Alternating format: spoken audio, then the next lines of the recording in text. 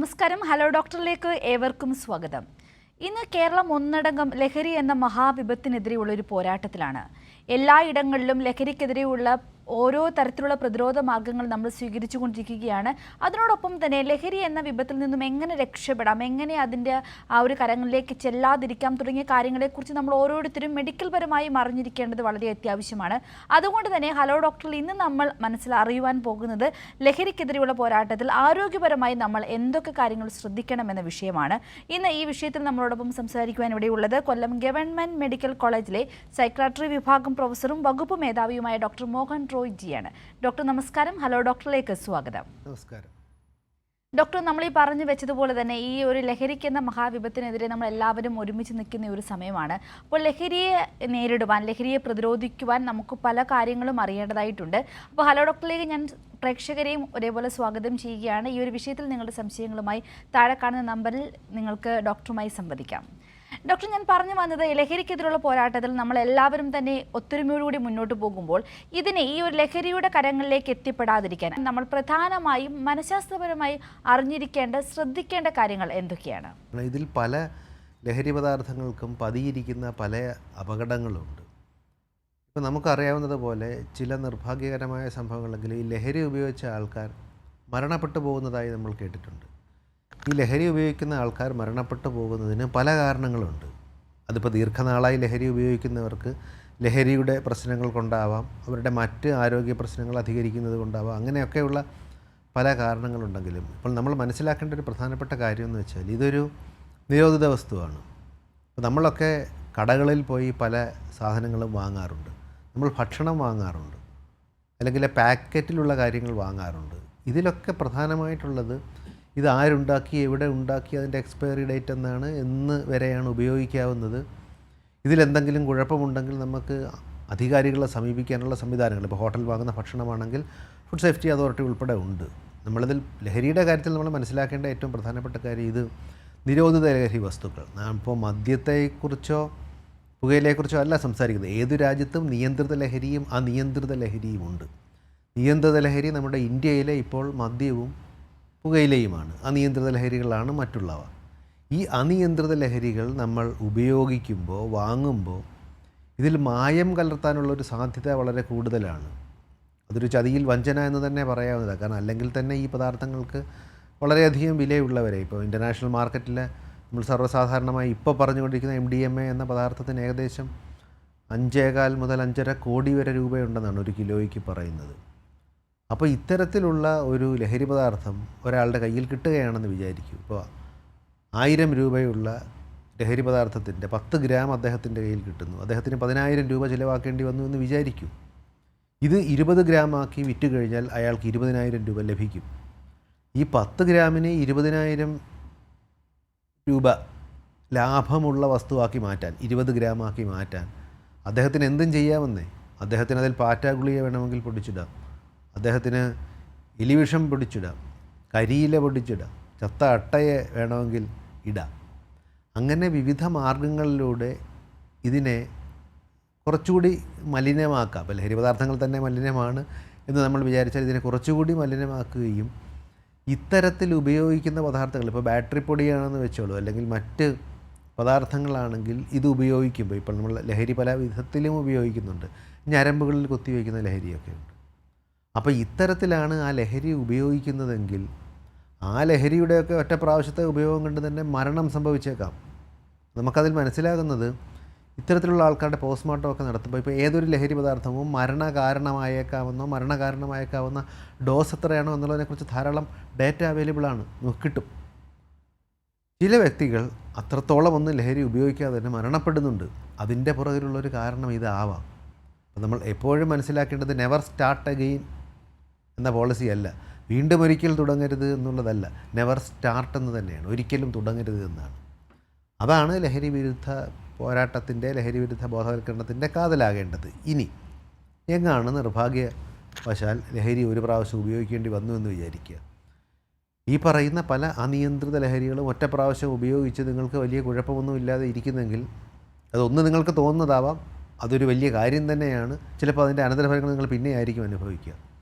ആ ലഹരി ഉപയോഗിക്കേണ്ട സാഹചര്യം നമ്മളൊന്ന് വിലയിരുത്തുക എന്നുള്ളതാണ്. പല കാരണങ്ങൾ കൊണ്ടാകാം ആൾക്കാർ ലഹരി ഉപയോഗിക്കുന്നത്. ഇപ്പോൾ കൗമാരക്കാരുടെ ഇടയിലും പണ്ട് നമ്മൾ കൗമാരക്കാരുടെ ഇടയിൽ പ്രധാനമായി പറഞ്ഞിരുന്ന പിയർ പ്രഷർ, മറ്റ് കൂട്ടുകാരിൽ നിന്നുമുള്ള സമ്മർദ്ദം, അതിപ്പോൾ ചെറുപ്പക്കാരിൽ വരെ കാണുന്നുണ്ട്. യങ് അഡൽട്ട്സ് എന്ന് പറയുന്ന ചെറുപ്പക്കാരിൽ. പണ്ട് നമ്മൾ പറഞ്ഞിരുന്നത് ഒരു 13 മുതൽ 19 വയസ്സ് വരെയുള്ള ടീനേജേഴ്സിൽ, കൗമാരക്കാരിലായിരുന്നു ഈ പ്രശ്നങ്ങളെന്നാണ് പണ്ട് നമ്മൾ പറഞ്ഞത്. നിർഭാഗ്യവശാൽ ഇപ്പോൾ അതങ്ങനെയല്ല.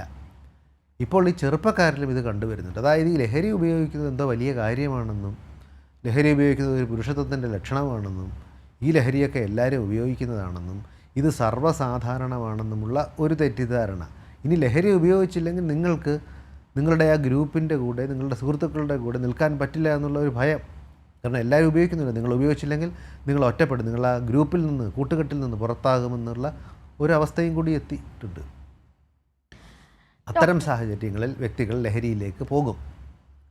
അത് നമ്മൾ ഫലപ്രദമായി നേരിടാൻ പഠിക്കേണ്ടതുണ്ട്. ഇപ്പോൾ നമ്മൾ how to say no to drug എന്നല്ല, how to say no to anything. നിങ്ങൾക്കിഷ്ടമില്ലാത്ത ഒരു സ്പർശമാകട്ടെ, ഒരു നോട്ടമാകട്ടെ, ലഹരിയാകട്ടെ, നിങ്ങൾക്കിഷ്ടമില്ലാത്ത സ്വഭാവമാവട്ടെ, ഒരു സുഹൃത്തിൻ്റെ ഭാഗത്തു നിന്നുള്ള ബുള്ളിയിങ് ആകട്ടെ, ഇതിനോടൊക്കെ നോ പറയാനുള്ള പരിശീലനം കുട്ടികൾക്ക് ലഭിക്കേണ്ടതുണ്ട്. അപ്പോൾ നമ്മൾ കുട്ടികളുടെ കാര്യത്തിൽ ഇപ്പോൾ ലൈംഗികാതിക്രമങ്ങളുമായി ബന്ധപ്പെട്ടാണ് ഇത് പ്രധാനമായും പറഞ്ഞത്. ലൈംഗികാതിക്രമം വന്നാൽ എങ്ങനെ നോ പറയണം എന്നതിനോടൊപ്പം തന്നെ ലഹരി പദാർത്ഥത്തോടൊപ്പം നോ പറയേണ്ട കഴിവ്, അതൊരു വലിയ കഴിവാണ്. അതായത് നോ പറയേണ്ടിടത്ത് നോ പറയാത്തതാണ് എൻ്റെ ജീവിതത്തിൽ തന്നെ ഉണ്ടായ ഏറ്റവും വലിയ പരാജയമെന്ന് എസ് കെ പൊറ്റക്കാടിൻ്റെ ഒരു ദേശത്തിൻ്റെ കഥയിൽ ഒരു കഥാപാത്രം വിലപിക്കുന്നുണ്ട് അവസാനം. അപ്പോൾ നോ പറയുക എന്നുള്ളത് ജീവിത വിജയത്തിന് അടിസ്ഥാനമായ ഒരു ജീവിത നിപുണതയാണ്, ഒരു ലൈഫ് സ്കില്ലാണ്. അത് പഠിപ്പിക്കേണ്ടതുണ്ട്, കുട്ടികളെ പഠിപ്പിക്കേണ്ടതുണ്ട്, കൗമാരക്കാരെ പഠിപ്പിക്കേണ്ടതുണ്ട്. ഇപ്പോൾ വന്നത് യങ് അഡൽസിനെയും യുവാക്കളെയും പഠിപ്പിക്കേണ്ടി വന്നത്. അത് ഏറ്റവും പ്രധാനപ്പെട്ട കാര്യമാണ്. പിന്നെ അതുമായി ബന്ധപ്പെട്ട കാര്യങ്ങൾ ഒരു ആരോഗ്യ പ്രവർത്തകനുമായി തുറന്ന ചർച്ച നടത്തുക എന്നുള്ളതാണ്. ഞാൻ ഇന്ന പദാർത്ഥമാണ് ഉപയോഗിച്ചത്, അതിന് ഇന്ന പ്രശ്നങ്ങൾ ഉണ്ടാകാൻ സാധ്യതയുണ്ടോ, എന്തൊക്കെ കാര്യങ്ങളാണ് ഭാവിയിൽ ഞാൻ ശ്രദ്ധിക്കേണ്ടത് എന്നുള്ളത് അറിയേണ്ടതുണ്ട്. അതുമായി ബന്ധപ്പെട്ട് രക്തപരിശോധനകളോ മൂത്രപരിശോധനകളോ മറ്റെന്തെങ്കിലും നടത്തേണ്ടതുണ്ടെങ്കിൽ നടത്തേണ്ടതുണ്ട്. എന്ത് സാഹചര്യത്തിലാണ് ഇത് സംഭവിച്ചത് എന്ന് വിലയിരുത്തേണ്ടതുണ്ട്. ഇപ്പോൾ കുടുംബത്തിൻ്റെ ഒരു സപ്പോർട്ടൊക്കെ ഇതിന് ആവശ്യമാണ്. ഇതിൽ സംഭവിക്കുന്നത് എന്താണെന്ന് വെച്ചാൽ, നമ്മൾ ഒരു പ്രാവശ്യം ലഹരി ഉപയോഗിച്ചു എന്ന് വീട്ടിലോ സുഹൃത്തുക്കളോ വീട്ടിലൊക്കെ പറഞ്ഞു കഴിഞ്ഞാൽ ഇത് പല കൗമാരക്കാർക്കും പേടിയാണ്. അത്രയും പേടിയുള്ളവരെന്തിനും ലഹരി ഉപയോഗിക്കുന്നു എന്നുള്ളത് മറ്റൊരു വശം. പക്ഷേ ലഹരി ഉപയോഗിച്ചതെന്ന് നിങ്ങൾ വീട്ടിൽ പറഞ്ഞു കഴിഞ്ഞാൽ അവിടെ വലിയ പ്രശ്നമാണെന്ന് കൗമാരക്കാരൊക്കെ പറയുന്നത്. അപ്പോൾ അങ്ങനെ ഈ മാതാപിതാക്കൾ എടുക്കുക, ഇതിൻ്റെ ഒരു തുറന്ന ചർച്ചയ്ക്കുള്ള ഒരു അവസരമായി ഇതിനെ എടുക്കണം. അതായത് എൻ്റെ കുട്ടി ലഹരി ഉപയോഗിച്ചു എന്നോട് വന്ന് പറഞ്ഞാൽ അത് നിങ്ങളൊരു വലിയ അനുഗ്രഹമായി കണക്കാക്കുന്നത്. കുട്ടി അത് സംസാരിച്ചല്ലോ, അവിടെ ഇടപെടാൻ നമുക്കൊരു സാധ്യതയുണ്ടല്ലോ. അങ്ങനെ മാതാപിതാക്കളും കുടുംബവും ഇപ്പോൾ സ്കൂളിലോ മറ്റോ ആണെങ്കിൽ അദ്ദേഹത്തിൻ്റെ അധ്യാപകരോടോ സുഹൃത്തുക്കളോടോ ഒക്കെ പറഞ്ഞുകൊണ്ടുള്ള ഒരു സംവിധാനമാണ് വേണ്ടത്.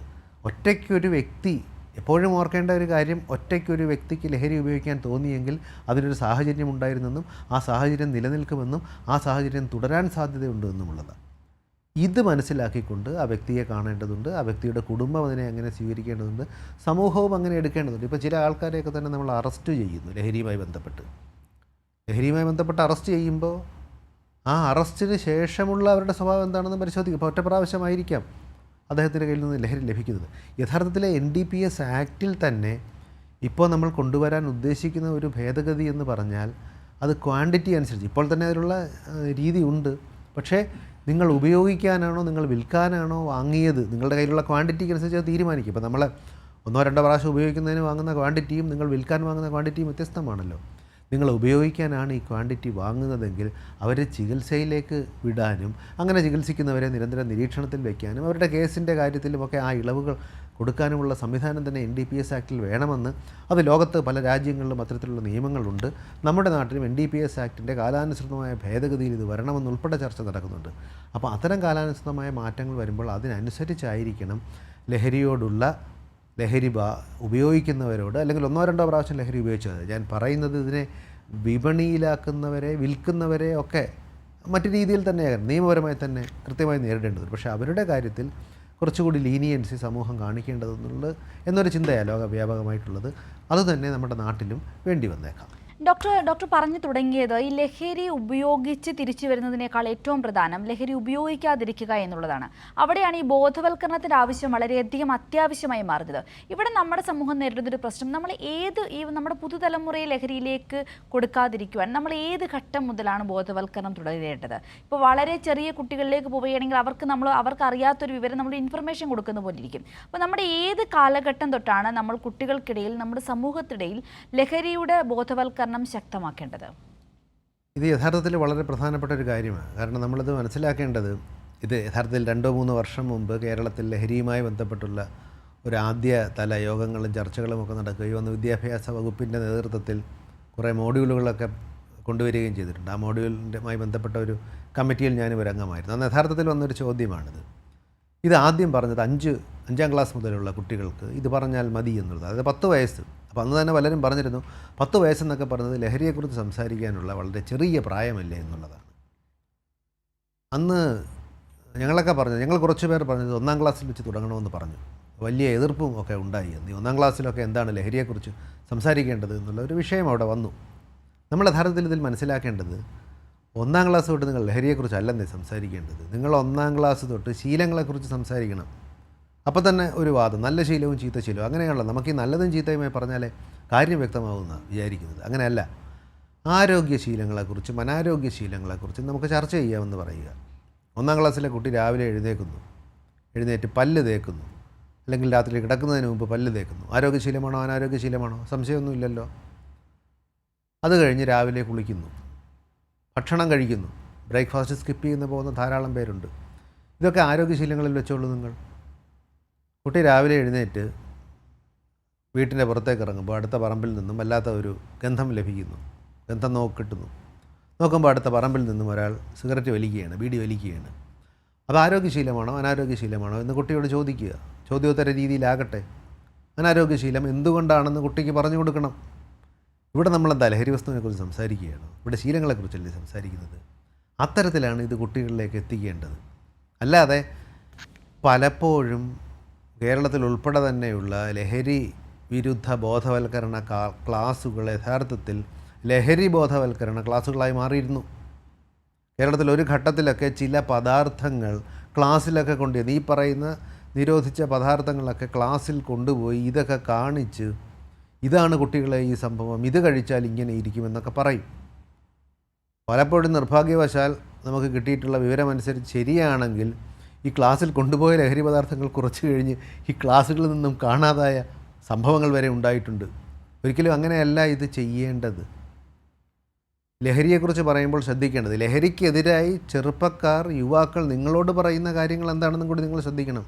ഇപ്പോൾ സർവ്വസാധാരണമായി ഉപയോഗിക്കുന്നതാണ് കഞ്ചാവ് എന്നാണ് പറയുന്നത്. കഞ്ചാവിനെക്കുറിച്ച് നിങ്ങൾ ചെറുപ്പക്കാരോട് സംസാരിക്കുക, അവർ നിങ്ങളോട് പറയുന്നത് എന്തായിരിക്കും എന്നറിയാമോ? കഞ്ചാവ് വെജിറ്റബിളാണ്, കഞ്ചാവ് നാച്ചുറലാണ്, കഞ്ചാവ് പ്രകൃതിയിൽ നിന്ന് ലഭിക്കുന്നതാണ്. പഴയ ഗ്രന്ഥങ്ങളിലൊക്കെ തന്നെ ഇതിനെക്കുറിച്ച് പരാമർശമുണ്ട്. ലോകത്ത് പല രാജ്യങ്ങളിലും ഇത് നിയന്ത്രണ വിധേയമായി ഉപയോഗിക്കുന്നുണ്ട്. ഇത്തരത്തിലുള്ള കാര്യങ്ങൾ പറഞ്ഞുകൊണ്ട് അവർ നിങ്ങളെ ഖണ്ഡിക്കാൻ ശ്രമിക്കുമെന്നേ. ഞാൻ കണ്ടിരുന്ന ഒരു കുട്ടിയെ എനിക്കിപ്പോഴും ഓർമ്മയുണ്ട്. ഒരു 20-21 വയസ്സുള്ള കേരളത്തിന് പുറത്തുള്ള ഒരു യൂണിവേഴ്സിറ്റിയിൽ പഠിക്കുന്ന ഒരു കുട്ടി എന്നോട് വന്ന് തർക്കിച്ചത് ഈ കാര്യങ്ങൾ പറഞ്ഞുകൊണ്ടാണ്. അദ്ദേഹത്തിൻ്റെ മാതാപിതാക്കൾ ഹർത്തിൽ അത് കേട്ട് ഞെട്ടിപ്പോയി. ആ മകൻ ഇത്രയും കാര്യങ്ങൾ കഞ്ചാവിനെക്കുറിച്ച് അറിയാമെന്ന് അവരൊരിക്കലും വിചാരിച്ചിരുന്നില്ല. അപ്പോൾ ഇതിനെങ്ങനെ നിങ്ങളൊരു പ്രായപരിധി വയ്ക്കേണ്ട? ഇതോ കുട്ടിക്കാലം തൊട്ട് തന്നെ നമ്മളിപ്പോൾ കുട്ടികൾക്കെതിരായിട്ടുള്ള ലൈംഗിക അതിക്രമം എത്ര വയസ്സ് തൊട്ട് പറയുന്നു? 3 വയസ്സ് തൊട്ട് തന്നെ പറയുന്നുണ്ടല്ലോ. അത് നമ്മൾ ലൈംഗിക അതിക്രമം എന്ന വാക്കൊന്നും ഉപയോഗിക്കുന്നില്ലല്ലോ. അതുപോലെ ആരോഗ്യശീലത്തെക്കുറിച്ചും അനാരോഗ്യശീലത്തെക്കുറിച്ചും കുട്ടികളോട് ചർച്ച ചെയ്ത് തുടങ്ങുമ്പോൾ, കാപ്പിയും ചായയും തന്നെ ഉദാഹരണമായി പറയാമല്ലോ. വീട്ടിൽ കാപ്പി കുടിക്കുന്നവരുണ്ടെങ്കിൽ, ചായ കുടിക്കുന്നവരുണ്ടെങ്കിൽ, അത് കുടിച്ചില്ലെങ്കിൽ അത് ആരോഗ്യശീലമാണെന്ന് പറയൂ. അനാരോഗ്യശീലമുള്ള ധാരാളം പദാർത്ഥങ്ങളുണ്ടെന്ന് പറയൂ. ആ പദാർത്ഥങ്ങൾ ഉപയോഗിച്ചാൽ ഇത്തരം കുഴപ്പങ്ങളുണ്ടെന്ന് പറയും. ഇത് നമ്മുടെ നാട്ടിൽ സംഭവിക്കുന്നത് എന്താണെന്ന് വെച്ചാൽ, അതിൽ നിർഭാഗ്യവശാൽ സോഷ്യൽ മീഡിയയ്ക്കും ഒക്കെ തന്നെ വലിയൊരു പങ്കുണ്ട്. സോഷ്യൽ മീഡിയയിലൊക്കെ തന്നെ ഇത് ഉപയോഗിക്കുന്നവരെ അങ്ങ് മഹത്വവൽക്കരിക്കുകയാണ്. ഇപ്പോൾ കേരളത്തിൽ 1-2 വർഷം മുമ്പ് എറണാകുളത്തെ ഒരു സ്ഥലവുമായി ബന്ധപ്പെടുത്തിയുള്ള ഒരു കക്ഷി ഉണ്ടായിരുന്നു. അദ്ദേഹത്തിൻ്റെ പേരൊന്നും ഞാൻ പറഞ്ഞ് അദ്ദേഹത്തെ അങ്ങനെ അങ്ങ് പ്രശസ്തനാക്കാൻ ഉദ്ദേശിക്കുന്നില്ല. അദ്ദേഹം ഒരു പെൺകുട്ടിയുമായി നമ്മുടെ ഇൻസ്റ്റാഗ്രാമിൽ സംസാരിക്കുന്ന ഒരു വീഡിയോ വന്നിരുന്നു. എന്ത് കൃത്യമായാണ് ആ കൗമാരക്കാരിയുമായി അയാൾക്ക് ഇടപെടാൻ സാധിക്കുന്നത് എന്നുള്ളത് ആ വീഡിയോ കണ്ട പലരും പറയുകയും ചെയ്തിരുന്നു. അപ്പോൾ അത്തരത്തിൽ ഇതിനെതിരായുള്ള അശാസ്ത്രീയവും അസംബന്ധവുമായി ഇവർ പറയുന്നത് തെറ്റായ കാര്യങ്ങളാണ് പറയുന്നത്. ഇതിൻ്റെ ഒരു പ്രശ്നം എന്താണെന്ന് വെച്ചാൽ, നമ്മളിപ്പോൾ ഒരു മാധ്യമത്തിൽ പരസ്യമായി വന്നൊരു ദൃശ്യമാധ്യമത്തിലോ പത്രത്തിലോ ഒക്കെ ഇത്തരത്തിൽ പറഞ്ഞു കഴിഞ്ഞാൽ അവർക്കെതിരായിട്ട് നിയമ നടപടിയൊക്കെ എടുക്കാൻ വകുപ്പുണ്ട്. പക്ഷേ ഈ സാമൂഹ്യ മാധ്യമങ്ങളിൽ അത് യഥാർത്ഥത്തിൽ സാധിക്കും. നിയന്ത്രണം വേണ്ടതാണ്, അതിൽ കൃത്യമായ മോണിറ്ററിംഗ് ഒക്കെ ഉണ്ട്. ഇതിൽ കൃത്യമായ മോണിറ്ററിംഗ് ഒന്നുമില്ല. അതുകൊണ്ട് ഇത്തരത്തിൽ എന്തും വിളിച്ച് പറഞ്ഞിട്ട്, എന്ത് ശാസ്ത്രീയതയും വിളിച്ച് പറഞ്ഞിട്ട് പോകുന്നവർക്കെതിരായി നിയമ നടപടി എടുക്കാനൊന്നും ഒരു മാർഗ്ഗവുമില്ല. അത് ഇവർക്ക് വലിയ രീതിയിൽ വളം വെച്ച് കൊടുക്കുന്നുണ്ട്. കാരണം പഴയ രീതിയിലല്ല. ഇപ്പോൾ ഇക്കാലത്തെ കൗമാരക്കാരനെയോ ചെറുപ്പക്കാരനെയോ നിങ്ങളൊന്ന് അവരോട് സംസാരിച്ച് നോക്കാവില്ല. എത്ര പേരാണ് രാവിലെ പത്രം വായിക്കുന്നത്? അപ്പോൾ പത്രമല്ലാത്ത ദൃശ്യമാധ്യമങ്ങൾ അല്ലെങ്കിൽ സോഷ്യൽ മീഡിയ അവരിലേക്ക് എത്തുന്നുണ്ട്. അപ്പോൾ ആ ചെറുപ്രായത്തിൽ തന്നെ കുട്ടികളോട് ഇതിനെക്കുറിച്ച് സംസാരിക്കാൻ സാധിക്കണം. അവിടെയാണ് നിങ്ങളുടെ വിജയം. പിന്നെ പ്രായമനുസരിച്ച് ഏകദേശം പണ്ടൊക്കെ ലഹരി വിരുദ്ധ ബോധവൽക്കരണത്തിൻ്റെ ഭാഗമായി പറഞ്ഞിരുന്നത് ക്ലാസ്സുകളിൽ കുട്ടിയോട് സംസാരിക്കുമ്പോൾ യഥാർത്ഥത്തിൽ ലഹരി വസ്തുക്കളുടെ പേര്, ഈ MDMA LSD എന്നൊക്കെ പറഞ്ഞ ലഹരി വസ്തുക്കളുടെ പേര് പറയരുത് എന്ന നിർദ്ദേശം വന്നൊരു കാലം ഉണ്ടായിരുന്നു. കുട്ടികൾക്ക് നമ്മളെക്കാൾ കൂടുതൽ ലഹരി പദാർത്ഥങ്ങളെക്കുറിച്ച് അറിയാം. അപ്പോൾ അവരോട് സംസാരിക്കുമ്പോൾ ഇതിൻ്റെ കുഴപ്പങ്ങളെക്കുറിച്ച് പറയുമ്പോൾ ഇതിൻ്റെ ആരോഗ്യവശമാണ് പ്രധാനമായി ഫോക്കസ് ചെയ്യേണ്ടത്. ഇത് തലച്ചോറിലുണ്ടാക്കുന്ന കേടുപാടിനെക്കുറിച്ചാണ് ഫോക്കസ് ചെയ്യേണ്ടത്. നിങ്ങളുടെ ഭാവിയാണ് നശിപ്പിക്കുന്നത് എന്നാണ് ഫോക്കസ് ചെയ്യേണ്ടത്. അല്ലാതെ ഇതൊക്കെ പണ്ട് ഉപയോഗിച്ചിരുന്നതും പണ്ട് ഇങ്ങനെയായിരുന്നു. നോക്കൂ, നിങ്ങൾ ആലോചിച്ച് നോക്കുക, കഞ്ചാവ് നിയമവിധേയമാണോ പല രാജ്യങ്ങളിലും? നിയമവിധേയമാണ് ചില രാജ്യങ്ങളിൽ. വളരെ ഗുരുതരാവസ്ഥയിലുള്ള രോഗികൾക്ക് വിശപ്പ് കൂട്ടാനായി ഉപയോഗിക്കാറുണ്ട്. ഇപ്പോൾ ഒപ്പിയം, മോർഫിൻ നമ്മൾ പറയുന്നുണ്ടല്ലോ, ഞരമ്പുകളിലേക്ക് നേരിട്ട് കുത്തിവയ്ക്കുന്ന ലഹരിയാണിത്. അത് ഉപയോഗിക്കുന്നില്ല, അതേ ഉപയോഗിക്കുന്നുണ്ട്. അതിൻ്റെ ഒരു വകഭേദമാണ് യഥാർത്ഥത്തിൽ ലോകത്ത് ഉപയോഗിക്കുന്ന ഏറ്റവും വലിയ പെയിൻ കില്ലറായി ഉപയോഗിക്കുന്നത്. അപ്പോൾ ലോകത്ത് ഒരു രോഗത്തിന് പെയിൻ കില്ലറായി ഉപയോഗിക്കുന്നത് ദിവസം ഉപയോഗിക്കാൻ പറ്റുന്നതാണോ? അപ്പോൾ മരുന്നാണ് എന്നൊരു തെറ്റിദ്ധാരണ കുട്ടിയുടെ മനസ്സിൽ നേരത്തെ ഉണ്ടായാൽ നോക്കുക, കുട്ടിയുടെ മനസ്സിലേക്ക് അവരെത്തുന്നത് അങ്ങനെയാണെന്നേ. ഈ കഞ്ചാവ് ഇങ്ങനെയാണ്, നാച്ചുറലാണ്, ഹെർബലാണെന്ന് പറയുന്നതിനോടൊപ്പം തന്നെ ഇത്തരത്തിലുള്ള ലഹരി മരുന്നുകൾ അതെ ഇത് പല രാജ്യത്തും ഔഷധമായി ഉപയോഗിക്കുന്നു എന്ന് പറയും. എന്തിനാണ് ഔഷധമായി ഉപയോഗിക്കുന്നതെന്ന് കുട്ടി ആലോചിക്കുന്നില്ലല്ലോ. അപ്പോൾ അതുകൊണ്ട് തന്നെ കുട്ടിയോട് വളരെ നേരത്തെ തന്നെ ഇതിനെക്കുറിച്ച് സംസാരിച്ച് തുടങ്ങണം. ഇതിൻ്റെ ദൂഷ്യവശങ്ങൾ ഫോക്കസ് ചെയ്തുകൊണ്ടുള്ള, ഇതിൻ്റെ തലച്ചോറിലുണ്ടാകുന്ന പ്രശ്നത്തെക്കുറിച്ചും തലച്ചോറിന് പ്രശ്നം ഉണ്ടായാൽ നിങ്ങളുടെ ഭാവിയാണ് പോകുന്നത് എന്നതിനെക്കുറിച്ചുമുള്ള കാര്യങ്ങളാണ് കുട്ടികളോട് ചർച്ച ചെയ്യേണ്ടത്. അപ്പോൾ അതിനങ്ങനെ പ്രായഭേദമൊന്നുമില്ല. 1ാം ക്ലാസ് തൊട്ട് തന്നെ ശീലങ്ങൾ വെച്ച് തന്നെ തുടങ്ങാവുന്നതാണ്. ഹലോ ഡോക്ടർ, തുടരുന്നു. ഡോക്ടർ, നമ്മൾ പറഞ്ഞു വന്നത് ബോധവൽക്കരണത്തിൻ്റെ പ്രാധാന്യത്തെക്കുറിച്ചായിരുന്നു. ബോധവൽക്കരണത്തെക്കുറിച്ച് പറയുമ്പോൾ പ്രധാനമായിട്ടും ഇത് അധ്യാപകർ കുട്ടികൾക്ക് നൽകുന്ന അല്ലെങ്കിൽ ക്ലാസ് മുറികളിൽ നിന്ന് മാത്രം ലഭിക്കുന്ന ഒന്നല്ലോ. പ്രത്യേകിച്ചും കുഞ്ഞുങ്ങൾ മാതാപിതാക്കളോടൊപ്പം ചിലവഴിക്കുന്ന സമയം, അവരുടെ സമൂഹത്തിൽ അവർ ചിലവഴിക്കുന്ന സമയത്തുമെല്ലാം തന്നെ ഈ ബോധവൽക്കരണം അനിവാര്യമല്ലേ? അപ്പോൾ സമൂഹത്തിനും മാതാപിതാക്കൾക്കും കുടുംബത്തിനും എല്ലാം ഇതിലൊരു തുല്യമായ ഉത്തരവാദിത്വവും അതിൻ്റെതായ രീതികളും ഉണ്ടാവേണ്ടതല്ലേ? പ്രത്യേകിച്ചും ഈ സിനിമകളും മറ്റും കുഞ്ഞുങ്ങളെ വളരെയധികം സ്വാധീനിക്കുന്ന ഈ ഒരു സാഹചര്യത്തിൽ.